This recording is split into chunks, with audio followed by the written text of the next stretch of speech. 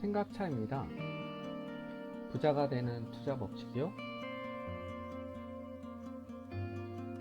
투자자는 무엇이 옳고 그른지에 대해 자신만의 생각과 아이디어, 방향을 갖고 있어야 하며 대중에게 휩쓸려 감정적으로 행동하지 않아야 한다.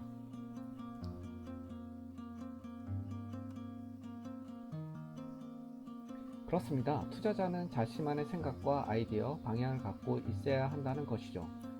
장기 투자 유형인지 단기 투자 유형인지 자신을 잘 파악해야 합니다.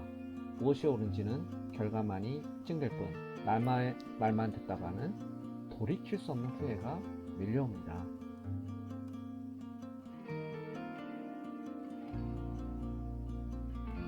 주식은 자신의 평단가를 포기하지 않는 한 반드시 부자가 된다.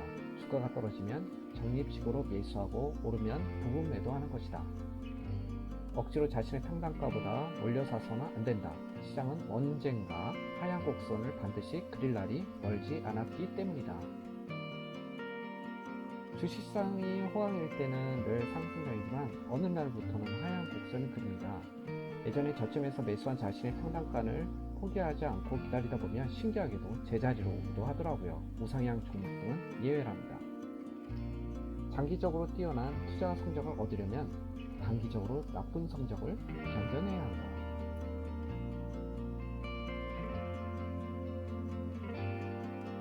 주식시장은 하루에도 숨가쁘게 유동 중입니다. 종가가 하락으로 매도지기도 하고요. 단기적인 손실이 일상이 되기도 합니다. 견뎌내면서 차트 공부를 해보세요. 지지 구간과 급등 구간이 보이게 됩니다. 부동산 투자란 메리트 없는 상품을 매입하여 높은 가치를 지닌 상품으로 탈바꿈시키는 것이다.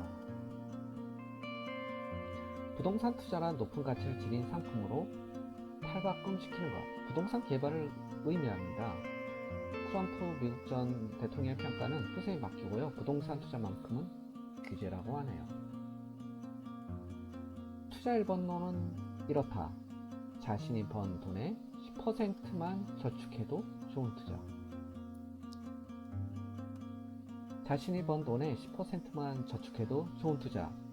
12살에 부자가 된 키라라는 책 내용을 인용한 문구 같네요.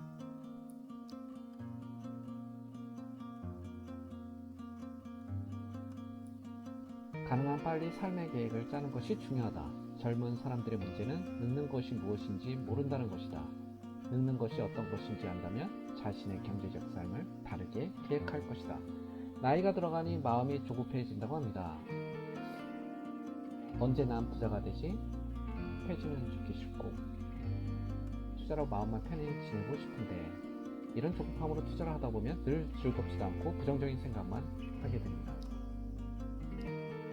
어려움이란 당신이 그것을 극복해야 한다는 것을 의미하지.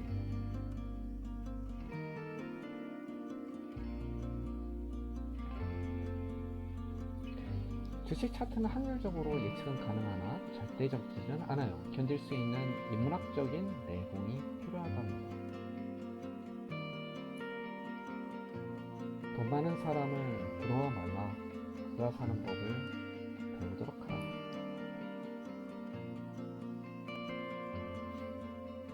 자수성가한 부자들은 생활이 성실합니다. 잠을 쉬어가며 공부하고 아낄 줄 아니 매사 긍정적입니다. 인내하고 기다리는 것에 능숙합니다. 구독 교과서 맞죠? 주식을 매수하는 것이 아니라 기업을 통째로 산다는 마음으로 투자하라. 수많은 심리적인 변수에 의해 주식시장은 움직인다. 아예 시장의 변화의 타이밍을 예측하려 하지 않았다. 워렌 버핏을 모르는 사람이 있을까요? 그런데 한국과 미국 주식은 시장은 한마디로 답니다. 우리 주식은 저평가된 경우가 많고요. 그래서 이제 장기 가치 투자만큼 단기 투자도 한국에선 빈번히 일어난답니다. 만족할 줄 아는 사람은 진정한 부자이고 탐욕스러운 사람은 진실로 가난한 사람이다. 가장 자신을 초라하게 만드는 것은 외부에 있기보다 내부에 있어요. 뭐냐고요? 상대적 박탈감, 상대적 비동감. 누구는 투자로 부자가 됐다? 자신의 모습과 페이스를 지키는 게 중요합니다.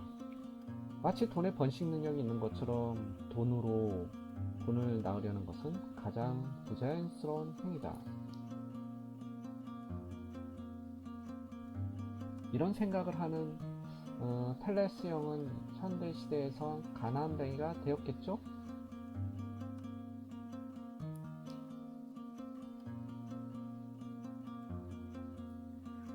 주식 차트 분석 등의 투자 팁을 알고 견딜 수만 있다면 정말 부자가 될 수 있는 걸까요?